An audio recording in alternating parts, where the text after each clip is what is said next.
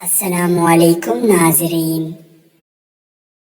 دوستو، پٹھان کو افغان کہتے ہیں۔ افغان اس لیے کہتے ہیں کہ افغان حضرت سلیمان علیہ السلام کے ایک بیٹے کا نام تھا اور ان کو جنات کی زبان سے پیار ہو گیا تھا، تو انہوں نے اپنے والد حضرت سلیمان علیہ السلام سے کہا، آپ جنات کو کہیں کہ مجھے اپنی زبان سکھائیں۔ سلیمان علیہ السلام نے اپنے بیٹے کی درخواست قبول کی اور جنات کو حکم دیا کہ افغان کو جنات کی زبان سکھائی جائے۔ وہ زبان بعد میں پختونوں کے نام سے پہچانی گئی۔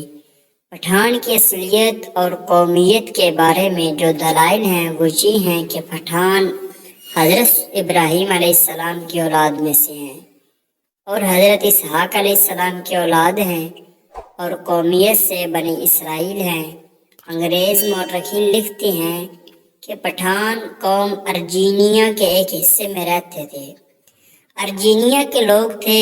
ارجینیا کے لوگوں کا دعویٰ ہے کہ افغان یا پٹھان ارجینیا ہم میں سے ہیں، کیونکہ البانیہ کے افغان جو کہ بعد میں افغان بنا، ارجینیا سے ہندوستان کی طرف چل پڑے۔ ایک اور مورخین لکھتے ہیں کہ اسرائیل قبائل بہت تکالیف اور مصیبتوں کے بعد افغانستان میں آباد ہو گئے۔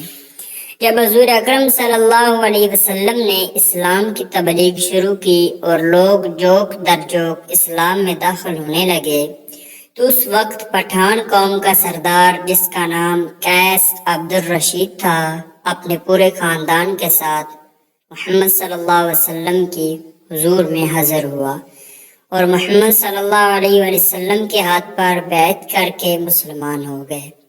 اس لیے دنیا بھر میں جہاں بھی پختون ہوں گے، مسلمان ہوں گے۔ دنیا میں پختون ہی واحد قوم ہے جس میں اسلام کے بغیر کوئی مذہب نہیں۔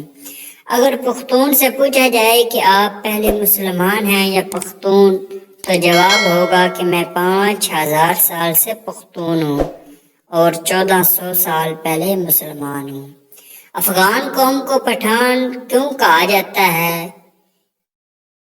اس لیے کہ جب کافروں نے مکہ پر قبضہ کر لیا تو حضرت محمد صلی اللہ علیہ وسلم نے حضرت خالد بن ولید رضی اللہ تعالی عنہ کو حکم دیا کہ جاؤ اپنے افغانیوں کو بلاؤ جہاد کے لیے۔ خالد بن ولید رضی اللہ تعالی عنہ افغانستان چلے گئے اور افغان سردار قیس عبدالرشید کو حضور اکرم صلی اللہ علیہ وسلم کا پیغام ارسال کیا۔ قیس عبدالرشید کے قیادت میں لشکر مکہ مکرمہ کی طرف روانہ ہوا۔ شام کو صحابہ کرام نے حضور اکرم صلی اللہ علیہ وسلم کو خوشخبری سنائی کہ افغانی لشکر آتے ہی کافروں کا قتل عام شروع کر دیا جائے گا اور تمام کافروں کا خاتمہ کر دیا جائے گا، اور مکہ مکرمہ کو افغانیوں نے فتح کر لیا۔ تو اس لمحے حضور اکرم صلی اللہ علیہ وسلم کے مبارک زبان پر یہ الفاظ ہیں، وطن۔ یہ لقب افغان قوم کو رسول اللہ صلی اللہ علیہ وسلم کی طرف سے ملا۔ وطن لفظ عربی زبان کے ہے، یعنی سخت ترین لکڑی، وہ جو سمندری جہازوں میں لگایا جاتا ہے، جیسے سمندری پانی بھی کمزور نہیں کر سکتا۔ یہ لفظ جب برصغیر پہنچا تو بطان سے پٹھان ہو گیا۔ امید ہے آپ کو یہ ویڈیو پسند آئی ہوگی۔